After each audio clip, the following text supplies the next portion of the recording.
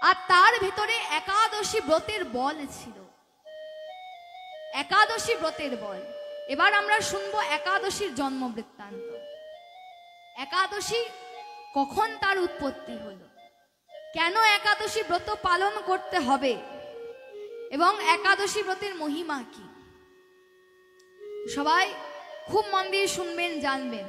একাদশীর তত্ত্ব কথা সবাইকে শোনা উচিত। সৃষ্টির প্রারম্ভে যখন ভগবানের দ্বারা স্থাবর অস্থাবর বিভিন্ন জীবের বিভিন্ন কিছুর জন্ম হচ্ছিল, সৃষ্টি হচ্ছিল, তখন ভগবান আরেকজনকে প্রকট করে, যার নাম হচ্ছে পাপ পুরুষ। ভগবান পাপ পুরুষকে প্রকট করে, আর পাপ পুরুষকে প্রকট করার পর সেই পাপের যে শাস্তি দেবে, যেখানে শাস্তি হবে, সেই যম লোককে, সেই নরককে প্রকাশ করে। খুব মন দিয়ে শুনবেন। প্রথমে পাপ পুরুষ প্রকট করে ভগবান, তারপর সেই পাপ পুরুষকে শাস্তি দেওয়ার জন্য, পাপের শাস্তি দেওয়ার জন্য যম লোককে প্রকাশ করে, যম লোক নরককে প্রকাশ করে ভগবান। এবার যখন সেই পাপ পুরুষ সংসারে আসে, সেই পাপের মধ্যে সবাই নিযুক্ত হয়। বিভিন্ন পাপ দিয়ে তার শরীর গঠিত হয়েছিল, তো বিভিন্ন পাপে রত হয় মানুষ। আর সেই পাপে রত হয়ে জীব নরক যন্ত্রণা ভোগ করতে থাকে। কি করতে থাকে? নরক যন্ত্রণা ভোগ করতে থাকে মহারাজ।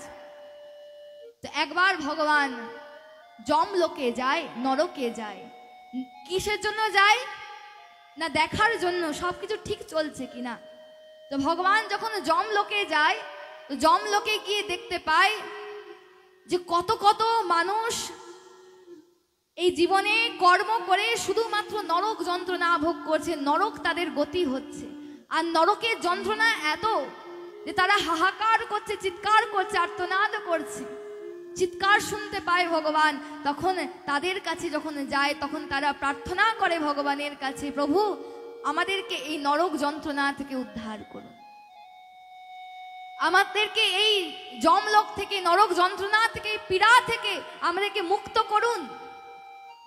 তো ভগবান বলছে কিভাবে মুক্ত করব?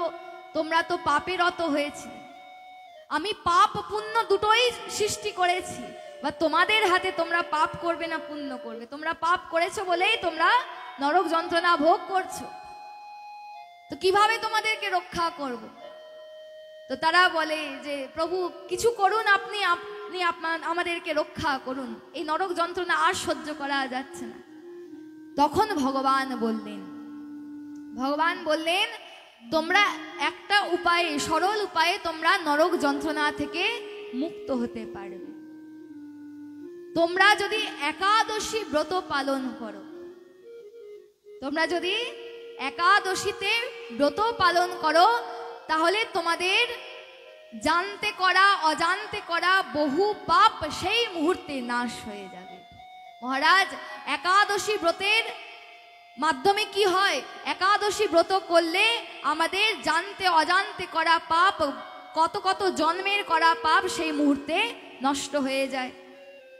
বলে একাদশী যদি করো তাহলে তোমাদের পাপ নষ্ট হয়ে যাবে, বিনাশ হয়ে যাবে। তখন একাদশীকে প্রকট করলেন। একাদশীকে কখন প্রকট করেছেন ভগবান? না, একবার মূর নামক এক দৈত্য সংসারে অত্যাচার শুরু করে, তখন ভগবান মূর নামক সেই দৈত্যকে হত্যা করার জন্য, দমন করার জন্য যুদ্ধ করে মূর নামক সেই দৈত্যের সাথে। কিন্তু সেই মূর নামক দৈত্য আমি বধ হয়ে গেছি, আমি মৃত, এই অভিনয় করে এবং ভগবান সেখান থেকে চলে যায়। কিন্তু পরবর্তী সময়ে ভগবান বদ্রিকাশ্রমে শয়ন করেছিলেন এক গুহার মধ্যে, তখন আবার সেই মূর নামক দৈত্য আসে। সেই মূর নামক দৈত্য এসে যখন ভগবানকে কিছু করবে, ভগবানকে স্পর্শ করবে, সেই গুহার মধ্যে বদ্রিকাশ্রমে যেই ভগবানকে স্পর্শ করবে মহারাজ, সেই ভগবানের শরীর থেকে ভগবানের অভিন্ন স্বরূপ এক কন্যা আবির্ভূত হয়, যার নামই হচ্ছে একাদশী। ভগবানের অভিন্ন স্বরূপ হচ্ছে একাদশী। ভগবানের শরীর থেকে একাদশী প্রকট হয়, আর প্রকট হয়ে হুঙ্কারের মাধ্যমে সেই মূর নামক দৈত্যের হত্যা করে, বধ করে। তখন একাদশী ব্রতের উৎপত্তি হয়েছিল। আর সেই একাদশী ব্রত যখন নরকে তারা ব্রত পালন করল, তখন তারা সেই নরক যন্ত্রণা থেকে মুক্ত হতে পারে। একাদশী ব্রতের মাধ্যমে আমরা নরক যন্ত্রণা থেকে মুক্ত হতে পারি। আর কি না, ভগবানের শুদ্ধ প্রেম ভক্তি একাদশী ব্রতের দ্বারা লাভ হয়। আর ভগবান নিজে উপদেশ করছেন যে এই একাদশী ব্রত তোমরা পালন করো। শ্রীমন চৈতন্য মহাপ্রভু তার সধবা মাতাকে, যখন তার মাতা সধবা রয়েছেন, তো সধবা মাতাকে বললেন, সচী মাতাকে বললেন যে আর কিছু করো না করো, একাদশী অবশ্যই করো, একাদশী অবশ্যই ব্রত পালন করো। আর আমরা হাজারো ব্রত পালন করি, কিন্তু একাদশী করতেই আমরা ভুলে যাই।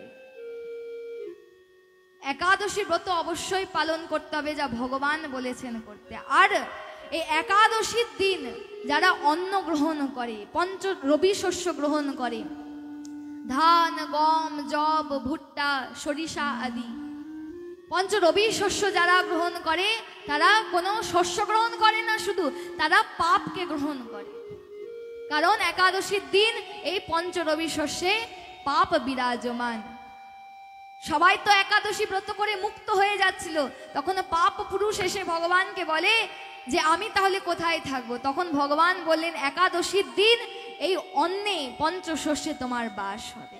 আর যারা একাদশীর দিন পঞ্চশস্য গ্রহণ করবে, তারা সাক্ষাৎ পাপকে গ্রহণ করবে, তাদেরকে সেই নরক যন্ত্রণা ভোগ করতে হবে। তাই একাদশী ব্রত সবার করা কর্তব্য, এবং একাদশী ব্রততে পঞ্চশস্য বর্জন করা কর্তব্য মহারাজ। আরেকটি বস্তু, একাদশীর দিন অন্যান্য দিন যত মালা আমি নাম জপ করি, তার থেকে বেশি সংখ্যা নাম জপ করতে হবে, বেশি ভজন করতে হবে। এটাই বিধি রয়েছে একাদশীতে। ভগবান অতি সহজে প্রসন্ন হয়ে যায় একাদশীর দ্বারা। তো প্রেম সে বলো রাধে রাধে। সবারই প্রয়াস রাখবেন একাদশী ব্রত করার। আপনারা ভাগবত কথা শুনলেন, কিছু তো প্রসাদ গ্রহণ করতে হবে, কিছু তো ধারণ করতে হবে জীবনে। তো একাদশী করবো এই ভাব ধারণ করবেন। ভগবান নিজে উপদেশ করছেন যে তোমরা একাদশী করো, শাস্ত্রে প্রমাণ রয়েছে। দুহাত তুলে একবার বলবেন হরে কৃষ্ণ হরে কৃষ্ণ কৃষ্ণ কৃষ্ণ হরে হরে, হরে রাম রাম রাম হরে হরে। বলো জয় জয় শ্রী রাধে।